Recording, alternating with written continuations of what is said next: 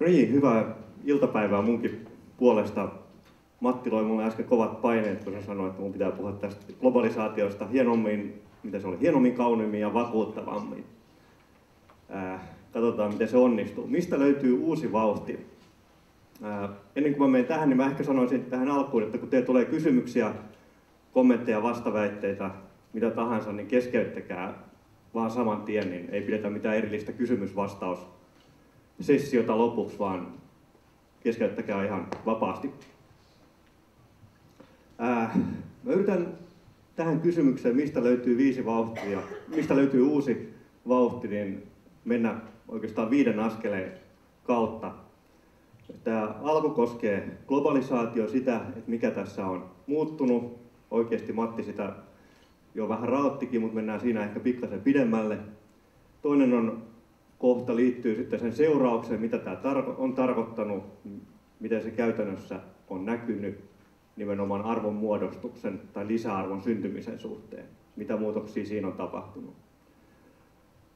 3. kohta, taloudesta ei oikein tänä päivänä voi millään puhua ilman, että jotenkin koskettaa finanssikriisiä tai tätä nykyistä eurokriisiä, mikä nyt on oikeastaan mun mielestä niin kuin saman sarjan jatkumoa.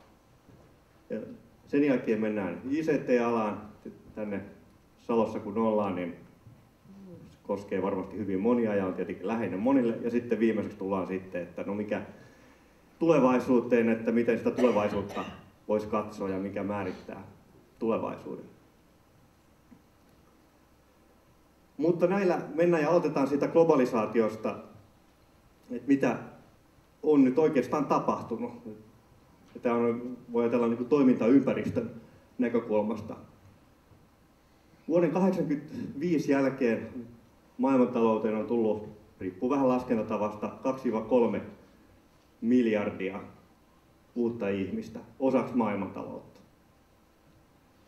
Siihen kun lisätään se, että informaation ja datan käsittely ja ennen kaikkea siirtokustannukset on romahtanut.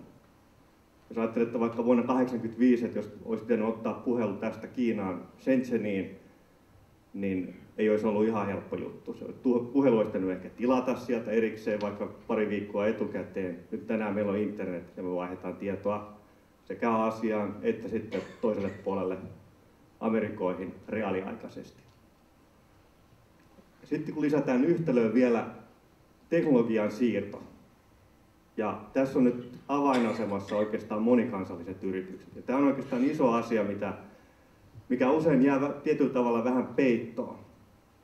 Et kun 20 vuotta sitten voi sanoa, että miten länsimaiset yritykset kilpaili halvan työvoiman kustannuksia maita vastaan. Se oli se, että vaikka täällä oli korkeat työvoimakustannukset, niin täällä oli korkeampi teknologia. Automaatioaste oli korkeampi ja sitä kautta asiat tehtiin ehkä tehokkaammin. Ja sillä tavalla kompensoitiin se korkeammat kustannukset.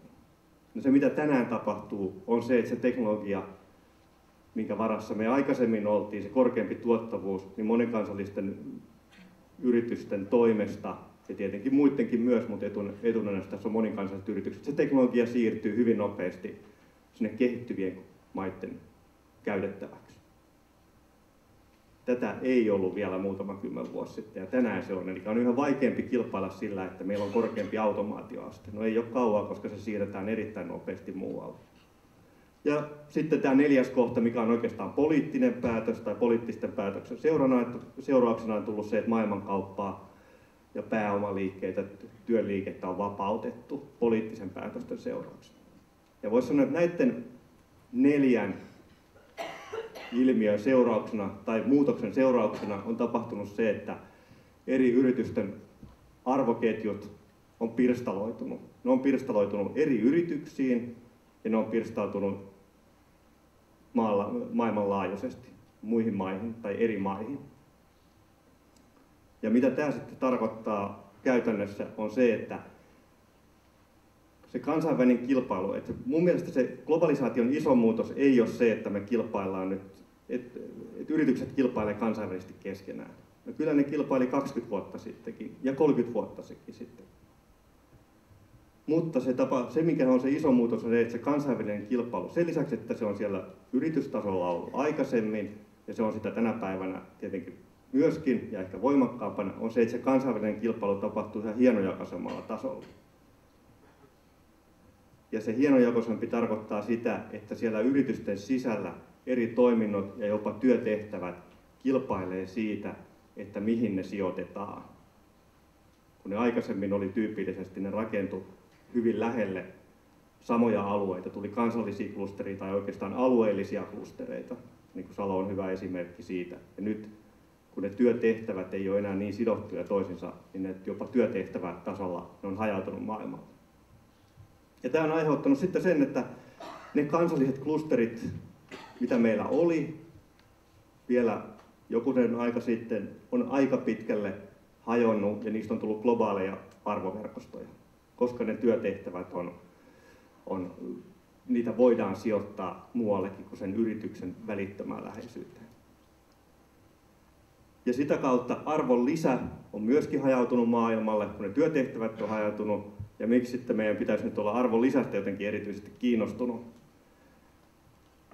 No se johtuu siitä, että missä tahansa kansantaloudessa arvon lisä per henkilö määrittää sen maan elintason, materiaalisen elintason.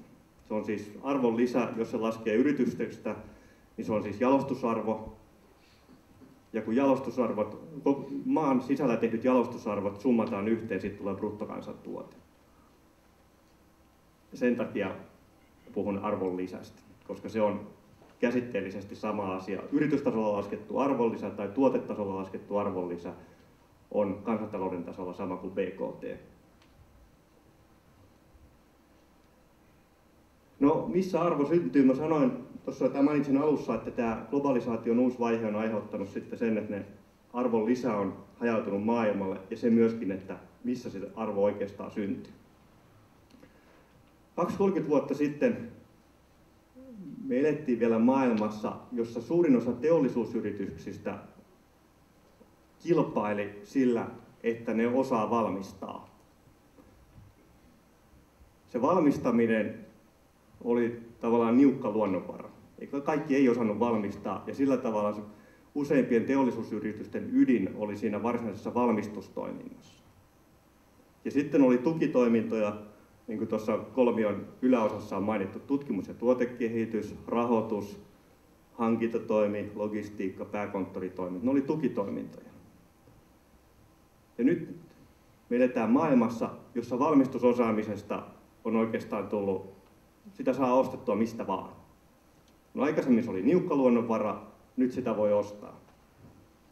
Ja sitä voi ostaa myös kehittyvistä maista. Ja se tarkoittaa sitä, että se aika monen teollisuusyrityksen ydinosaaminen ei olekaan enää siellä valmistuksessa. Vaan se onkin oikeastaan kääntynyt vähän päinvastoin tuo kolmio kärjelleen, että se tuotteen arvo oikeasti luodaan täällä muissa toiminnoissa. Ja se valmistus on totta kai silloin, kun me puhutaan jostain fyysisestä tuotteesta, niin pakkohan se jossain on valmistaa. Mutta se ei ole yhtään välttämättä se kohta, missä se arvon lisä syntyy.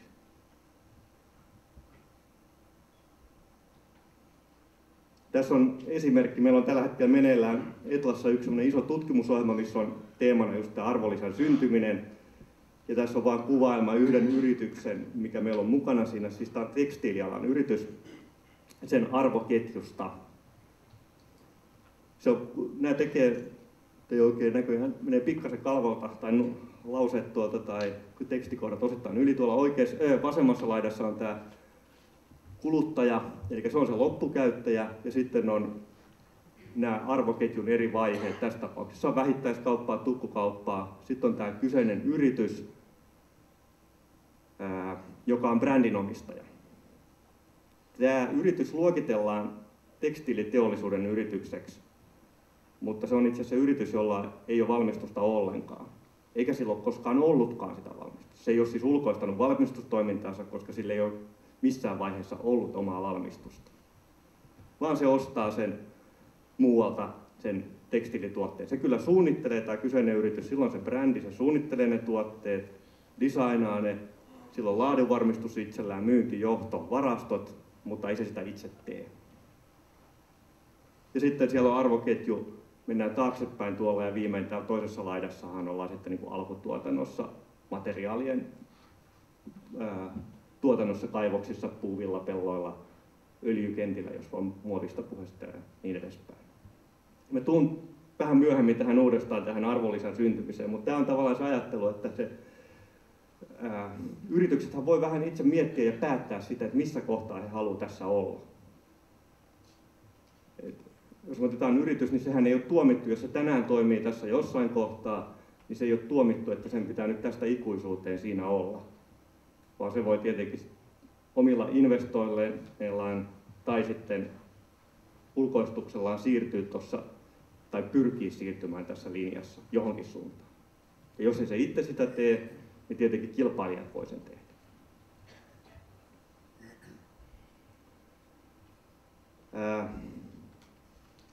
Tämä globalisaation muutos ja arvosyntyminen on tietenkin sellainen iso asia, se on iso muutos, mikä on tapahtunut, ja se ei ole oikeastaan mitenkään nyt suhdanteista kiinni. Se ei ole mitenkään kiinni tästä finanssikriisistä eikä eurokriisistä, vaan se on, se on vain maailma, missä me eletään. Mutta nyt meillä on tämä eurokriisi tällä hetkellä päällä, ja tuskin ei yhtään arkipäivää varmaan kulu, etteikö siitä jotain uutisia kuulla. En tiedä, mitkä on tämän päivän uutiset siihen liittyen. Ja täytyy kyllä sanoa, että siinä on melkoista, en tiedä, oletteko samaa mieltä, mutta ainakin itsellä tulee mieleen, niin melkoista pelottelua. Että nyt meillä on tämmöinen kriisi, ja kyllä tässä nyt varmaan se taivas putoo niskaan, että ei tästä mikään auta. Ja kaiken näköisiä uhkakuvia luodaan. Tässä on pieni ehkä katsaus siihen, että finanssikriisi, mikä oli tai käynnistyi ehkä kunnolla tuossa 2007-2008, sen vähän syistä, mennään nopeasti nämä, mutta jos ajattelee niitä niin kuin taustalla olevia syitä, että finanssikriisihän ei sinällään, se oli vaan se kriisi laukesi silloin 2007-2008, mutta se jousi tavallaan viritettiin edellisenä, voi sanoa 10 vuotena. Eli ne syyt löytyy sieltä aikaisemmasta, ei suinkaan silloin, että mitä että Lehman Brothers veti niin sanotusti lipat. Ei se ollut finanssikriisin syy. Se oli se, milloin se laukesi kyllä, mutta ei se sen syy ollut. Se syyt oli jossain ihan muualla kuin siinä, että Lehman Brothers keikahti. Ja tuossa on nyt kuvattu tai kerrottu muutama noista ehkä tärkeimmistä syistä. Yksi on tämä maailmankaupan epätasapaino, eli se, että lähinnä Kiina on niin ylivoimainen, voi sanoa, viennissä, ja USA:n kohdalla taas sitten se on niin kuin krooninen alijäämä, mikä on jatkunut jo hyvin pitkän aikaa. Toinen on sitten tämän rahoitusalaan liittyen, että varjopankkiala on siis, tai varjorahoitusala on rahoitusyrityksiä, jotka ei ole millään tavalla sääntelyn piirissä. Muutenhan rahoitusalaa säännellään useimmissa maissa niin kuin hyvin tiukasti, niin syntyi tämmöinen varjopankkiala, joka ei ollut minkään sääntelyn piirissä, ja se esimerkiksi Yhdysvalloissa niin nousi suuremmaksi kuin se varsinainen pankkitoimiala. Siellä oli erilaisia finanssi-innovaatioita, niitä on aika paljon, niitä ei ehkä tässä kaikkia käydä läpi. Mutta tuo viimeinen kohta oli sitten myöskin tämmöinen moraalikato, tai moral hazard, niin kuin englanniksi sitä sanotaan. Että se on ilmiö, missä tavallaan, kun muutetaan jollain tavalla sääntöjä, niin ihmisten käyttäytyminen muuttuu. Ja esimerkiksi se, että jos on oletettavissa, että tappiot menee muiden piikkiin, niin sitten tyypillisesti käy niin, että käyttäytyminen muuttuu niin kuin riskihakuisemmaksi. Mä voisin tästä ottaa tai yrittää jotenkin kuvata tätä esimerkin avulla niin, että jos meillä on tämän esityksen jälkeen varmaan tauko tuossa kohtaa, että jos mä siellä kysyisin, että heitetään kruunaa ja klaavaa, jokaiselta teitä vuorolta, että heitetään kruunaa ja klaavaa, euro per kierros, klaava, te voitatte, kruuna, mä voitan, niin kuinka moni voisi lähteä mukaan? Aika moni. Hyvä. Sitten otetaan toinen kierros. Samat säännöt, klaava, te voitatte, kruuna, mä voitan. 100 tonnia per kierros. Kuka lähtee mukaan? Pari lähti. Matti ei lähtenyt. Mä olin ihan varma, että Matti lähtee, se on niin pelimies, mutta nyt jostain syystä se ei lähtenyt. Selvä. Hyvin harva lähti. Joku lähti. okei, otetaan kolmas kierros. Säännöt muuten samat. Klaava, te voitatte, Kruuna, mä voitan, mutta niin, että paikalle tilataan George Soros, mikä on yksi maailman rikkaimpia miehiä, ja on sovittu niin, että teidän ei, jos tulee Kruuna, niin teidän ei tarvitse maksaa sitä mulle, vaan Soros maksaa mulle sen 100 tonnia. Ja jos tulee se Klaava, niin te saatte, mä maksan sen 100 tonnia. Kuinka moni lähtee mukaan? Kaikki. Tässä on esimerkki moraalikadosta. Mä otin teitä riskin pois, niin kaikki lähti mukaan. Teidän riskihalukkuus, silloin kun teidän ei tarvinnut itse sitä riskiä kantaa, niin se käyttäytyminen muuttuu. Tämä on moraalikato. Eli nyt jos te ajattelette isoa pankkia, joka tietää tilanteen, että joku hoitaa heidät kuiville, heidän huonoin mahdollisuutensa ei ole loppujen lopuksi kovin huono, koska joku heidät pelastaa. Niin se jää just tähän samaan. No sitten nyt ollaan niin kuin eurokriisissä. No siellä on monia syitä. Irlannin kohdalla niiden alijäämät tai vaikeudet johtuu aika pitkälle siitä, että ne meni heti lupaamaan, että ne pankit pelastetaan. Mikä mä ainakin kuvittelen, että pankit ties kyllä etukäteen, ne isoimmat pankit, että näin tapahtuu. Mutta se nyt ei ole suinkaan ainut syy tähän eurokriisiin, että siellä on, niitä on monenlaisia. Portugalin ja Espanjan tilanne on ihan toinen, tai Italian, ja syyt on ihan toiset. No se, mitä me tänään nähdään, on se, että Euroopan keskuspankki ostaa jälkimarkkinoilta valtion velkakirjoja niin paljon kuin suurin piirtein ehtii, vaikka he ei tavallaan haluaisi sitä tehdä, mutta sitä he tekevät koko ajan. Ja sillä yritetään ostaa aikaa oikeastaan. Ja nyt sitten, jos katsoo vaikka viimeisten muutamien viikkojen uutisia, siellä on luotu jotain, tai on ollut tämmöisiä harjoituksia sekä Suomen lehdistössä että maailmalla, että mitä jos euro hajoaisi, niin mitä sitten tapahtuu. Ja sitten siellä on niin kaiken näköisiä villejä arvioita siitä, että bruttokansantuote putoisi näin ja näin paljon ja mitä ihmeellisimpiä. No, tässä on vaan kuvattu tässä kuvassa niitä eri maailman keskuspankkia, mitä he on tehnyt. Aika yleinen käsitys on se, että nimenomaan USAssa ja Britanniassa keskuspankit on operoinut hyvin paljon, koska keskuspankillahan, ehkä semmoinen pieni taustatieto, siis keskuspankki on siitä vekkulilaitos, että keskuspankilla on lupa painaa rahaa. Suurin osa rahasta ei tietenkään ole setelimuotoista, mutta siis minkä tahansa maan keskuspankilla, niin se voi ottaa jonkun lapun ja kirjoittaa siihen, että tämä lappu, tähän ne kirjoittaa 100 miljardia ja se on oikeasti 100 miljardia sen jälkeen. Niillä on siis lupa tehdä tämä. Ja monopolioikeus tehdä. Kunkin maan keskuspankilla tai alueen keskuspankilla on oikeus tehdä tämmöinen temppu. No nyt jos te katsotte täällä silloin 2008, mitä USAssa tapahtui, se on toi sinertävä kättyrä tossa, ja mitä Britannia teki siellä perässä, niin tässä on siis taseiden loppusumma suhteessa kunkin alueen bruttokansantuotteeseen. Eli siellä lisättiin voimakkaasti keskuspankki tavallaan lainausmerkeissä paino rahaa niin kuin huimasti lisää. Ja nyt jos te katsotte Japanin tilannetta, Japanihan nyt ei ole nykyään mikään hyvä, kukaan ei oikeastaan haluaisi tulla Japaniksi enää, että niin kuin aikaisemmin oli, että haluttiin, että Suomi on Euroopan Japani. No nyt tämmöiset puheet on aika harvassa nykyään.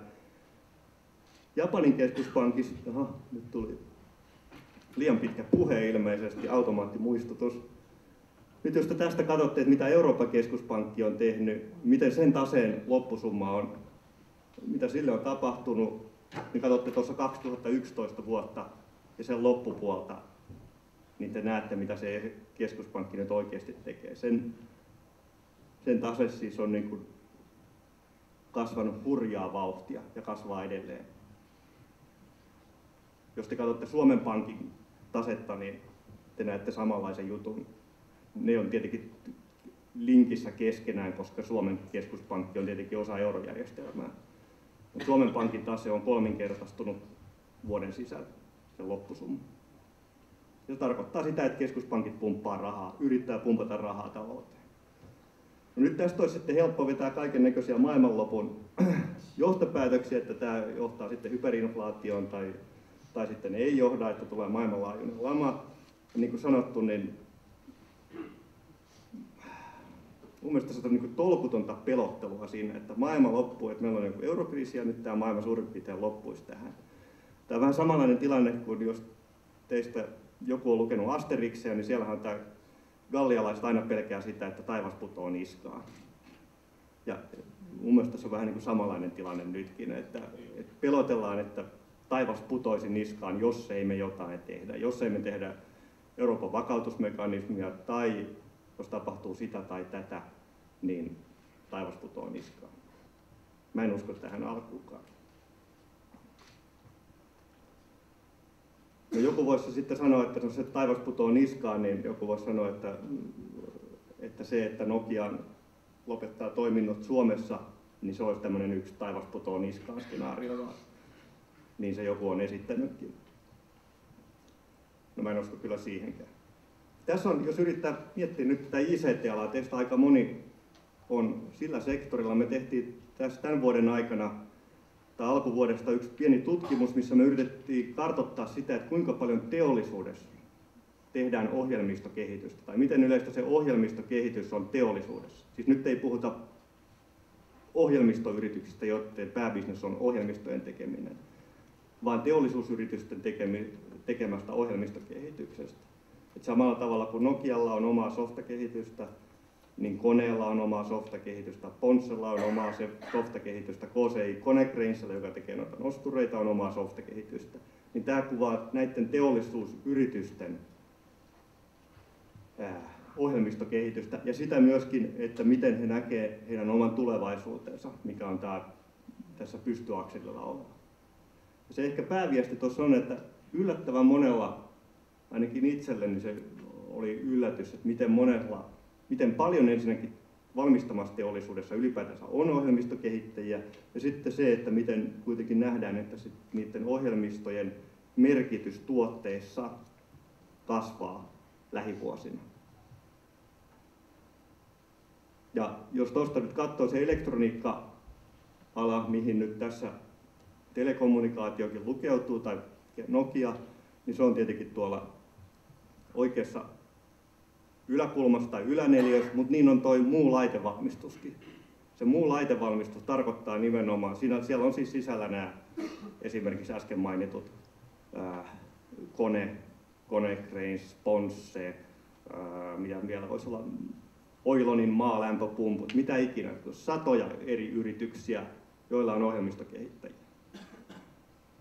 Se Nokian mittakaava on totta kai suuri ja niin kuin ylivoimainen tässä maassa, mutta kyllä mä nyt näen sen, että ihan näiden tulosten valossa, että yllättävän monessa paikassa, mikä ei ole oikeastaan tavallaan näkyvissä, sitä ohjelmistokehitystä tehdään.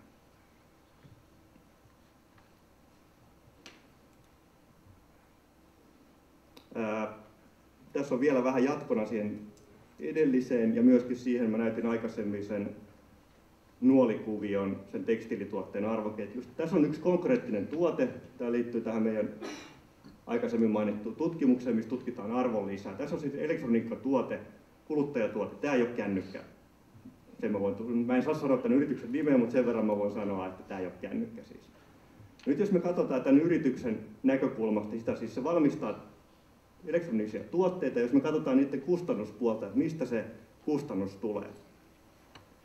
Ja erityisesti, jos katsotte tuota keltaista kohtaa tuolla, mikä on se kokoonpanon kustannukset, niin näette, että se on häviävän pieni osa siitä kokonaisuudesta.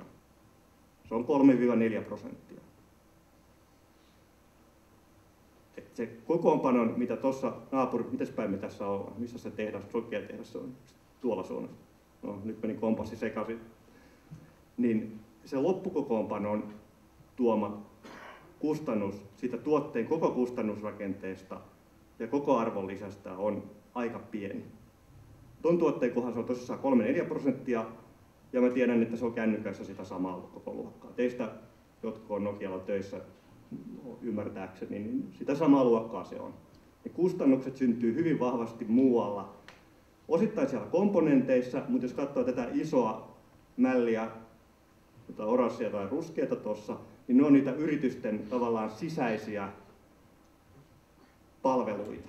Ne ei ole siis palveluita, joista joku sinällään maksaa jotain, mutta sinne menee kaikki ne sen kärjellään olevan kolmion se ylälaita. Sinne menee tutkimus, tuotekehitys, rahoitustoiminto, hankintatoiminnot, sourcing, logistiikka. Kaikkia niitä, mitkä oli niin sanotusti tukitoimintoja, on se isoin mälli tuosta. Ja silti tämä koko homma, tätä tuotetta siis tehdään Suomessa, ja tämä on tehty Suomessa, niin per tuote tuosta jäi tommonen ihan kohtuullinen voittokin, 25% sille yritykselle. Mä en ihan heti osta ajatusta, kun joku sanoo, että Suomessa ei kannata valmistaa yhtään mitään. Ei pidä vettä. Kaikkea täällä ei pysty tekemään kannattavasti. Se on varmasti selvää, että kaikkea ei voi tehdä, mutta semmoinen näkökulma, että taas niin kuin tuhon tuomittu paikka, niin en osta. Herättääkö tämä jotain ajatuksia?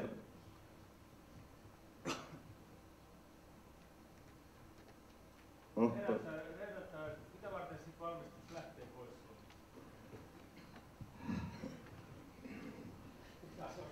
No, jonkun mielestä, että jos se, sanotaan, että siitä huolimatta, että vaikka se on sanotaan 3% tässä tapauksessa, ja se olisi euroissa, jos toi on nyt, jos toi olisi 100 tuote, niin se olisi siis 3 euroa, olisi se kokoonpanokustannus. Niin jonkun yrityksen tapauksessa se, että jos se saa sen 2,5 eurolla teetettyä, se säästää sen 50 senttiä, niin se voi sen takia sen siirtää. Eli se on joka tapauksessa tärkeä päätöksentekokriteeri. Se voi olla. Se voi olla. Nyt se juttu on se, että kun se kustannukset syntyy vahvasti muualla, että usein, missä mä nyt olen itse törmännyt näihin tapauksiin, niin aika usein niiden päätöstentekokriteerinä on se puhdas työvoimakustannus. Mutta kun se yhtälö menee niin kuin pieleen, että jos me säästetään 50 senttiä tuossa kohtaan, mutta johonkin toiseen kohtaan tulee 2 euroa lisää, ja sitä ei huomata laskea siihen. Ei huomata sitä, että esimerkiksi se hajautunut tuotanto maksaa. Se, että pidetään yhteyttä eri puolille maailmaa, käydään siellä 10 kertaa vuodessa tai 20 kertaa vuodessa, se maksaa. Se, aika monessa tapauksessa on, kun katsotaan, toi on niin kuin helppo laskea. Mä ymmärrän sen kyllä ihan täysin, koska toi on niin kuin laskettavissa ja toi on helppo laskea. Mutta sitten jos alettaisiin laskemaan sitä, että miten paljon se, että on hajautunut tuotanto tai hajautunut toiminta muuten, niin miten paljon se koordinointi vaatii aikaa. Ja ne ihmiset, jotka sitä koordinoi, niin ne ei ole 2 tonnin kuukausipalkalla olevia ihmisiä, vaan ne on paljon kalliimpia ihmisiä. Ja sitä on paljon vaikeampi laskea ja se on ehkä yksi syy. Joissakin tapauksissa tuotannon siirto kannattaa joka tapauksessa. Mä en sano yhtään sitä, että tämä olisi niin kuin aina hölmöläisten hommaa, vaan että siinä ei tule, useinkaan sitä ei huomata laskea kaikkia kustannuksia mukaan. Niin monta kertaa syynä on varmaan se, että siellä on niin logistisesti järkevämpää toimintaa, koska siellä on komponentti valmistettu tuolla halvoissa maissa, jolloin se on yksi kriteeri. Se on yksi kriteeri, että on, siis kommentti oli se, että logistiikan takia. Näin se joissain tapauksissa on. Joissain tapauksissa on niin, että vaikka ne, mä oon törmännyt itse asiassa useampaakin tapaukseen tämän tutkimuksen teemoilla, jossa tavallaan se syy on ollut just tämä, että ne toimittajat on siellä Aasiassa, ja sitten se on ollut se syy, että okei, siirretään sinne. No sitten me ollaan laskettu se, että kuinka paljon itse asiassa, yksi sellainen aika mielenkiintoinen asia, mitä usein ei lasketa, on tämmöinen varastoon sitoutuneen pääoman kustannus. Kiinassa usein, ei aina, mutta usein ne varastot on paljon suurempia kuin täällä. Ja sitten jos me aletaan laskea kustannuksia sille, että kuinka paljon se syö rahaa sen tuotteen koko elinkaaren aikana, se, että meillä on niin kuin sisään tulevien komponenttien varasto, sitten se sama tuote on tuotannossa, ja sitten se loppujen lopuksi on valmiina, ja sitten meillä on ehkä valmistuotevarasto. Niin joissain tapauksissa, mitä me ollaan tässä laskettu, niin me ollaan huomattu, että se varastoon sitoutuneen pääoman kustannus on suurempi kuin ne valmistuskustannukset yhteensä. Ja siitä tulee aika monimutkainen niin kuin yhtälö, että se ei ole ihan niin kuin yksioikoinen se, että milloin se on halvempaa ja milloin se ei ole halvempaa. Mä olen ihan täysin samaa mieltä tuossa sun laskelman kanssa. Ja Timon kysymys siitä, että miksi ne toimitaan, niin mulla on se näkemys, että yksi syy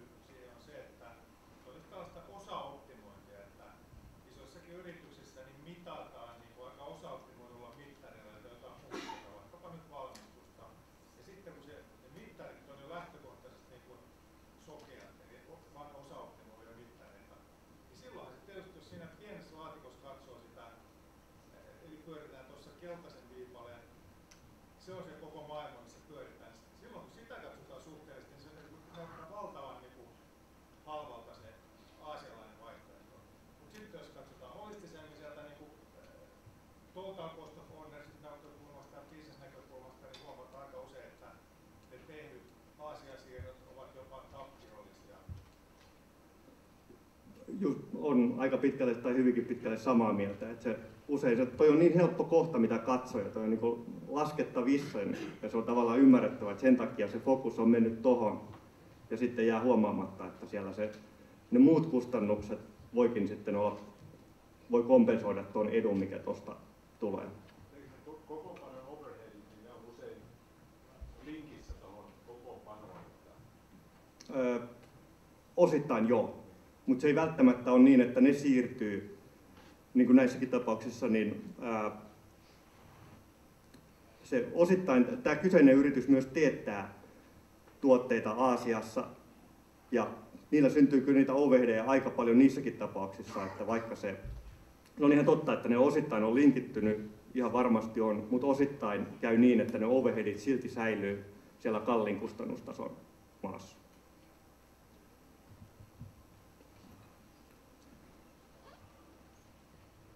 No niin, nyt askeleista on viimeinen jäljellä, ennen kuin päästään kunnolla keskusteluun, mitä aika hyvin on tullut. Mikä määrittää tulevaisuuden? Tämä tulevaisuushan on aina semmoinen, tämä on niin kuin, mitä se nyt voi sanoa, tämä on niin kuin kaikista varmin bisnes, jos joku toimii niin kuin ennustajana, niin silloin niin kuin loputon kysyntä. Et keskiajalla se väline oli kristallipallo, kuninkaalla oli aina niin kuin, tämä neuvonantaja, jolla oli kristallipallo tai joku muu värkki, mistä se yritti ennustaa sitä tulevaisuutta. No nyt me ollaan hienosti osaavia ja muuta, niin nyt me ollaan keksitty kaikkia muita menetelmiä. Ja mä kuvaan tässä nyt sitä, että sanotaan, että jos meidän pitäisi nyt ennakoida, mitä Salon lukiossa syödään 19.1.2017. Kysymys. Ja meidän pitäisi tähän nyt jotenkin vastata. No nyt me ei enää katsota kristallipalloa ainakaan paljon, vaan meillä on monia tapoja, hienoja akateemisesti hyväksyttyjä menetelmiä. Yksi on se, että tehdään valtakunnallinen kyselytutkimus. Tuhansia osanottajia ja pätevä otanta ja lopputulema herne rokkaa, koska 19.1.2017 on torstai niin kuin tänään. Hyvä. Se oli hyvä vastaus. Sitten toinen tapa. Okei, tehdään tämmöinen skenaarioanalyysi mahdollisen niin kuin hyvän ja huonon kehityksen varalla. Huolellinen työ edelleen. Ja lopputulemana. Okei, hyvässä tapauksessa sisäfilettä menuna. Huono tapaus pettuleipää ja vettä. Taas pätevällä menetelmällä aikaa saatu. Kolmas tapa on järjestetään korkean paikan leiri Saariselällä. Ajatustyöpaja päättäjillä. Pitkän viikonlopun jälkeen saadaan luovia ratkaisuja, lukuisia, joista yksi voisi olla vaikka tällainen kuusenpihka pihve ja koivunlehti salaatilla. Kaikki nämä kolme tapaa on niin kuin yleisesti hyväksyttyjä tapoja yrittää ennakoida tulevaisuutta, mutta mä jotenkin haluaisin painottaa tätä viimeistä. 19.1.2007 Salon lukiossa syödään sitä, mitä siellä päätetään syödä. Minkä joku asianomainen tuohon päättää, että nyt se menu on toi, piste. Ja tässä on mun mielestä se isoin juttu, että se tulevaisuus tehdään. Se, millainen Suomi tai Salo on vuonna 2017, on pitkälti kiinni sitä, mitä tehdään ja mitä päätetään. Se ei ole niin kuin historia ei aja sitä tulevaisuutta 10 vuoden päähän, vaan se on ihmisten käsissä. Ja mä haluaisinkin päättää tämän oman esityksen tähän kuvaan ja siihen, että koska tulevaisuutta ei voida ennustaa, niin se on pakko tehdä itse. Kiitos.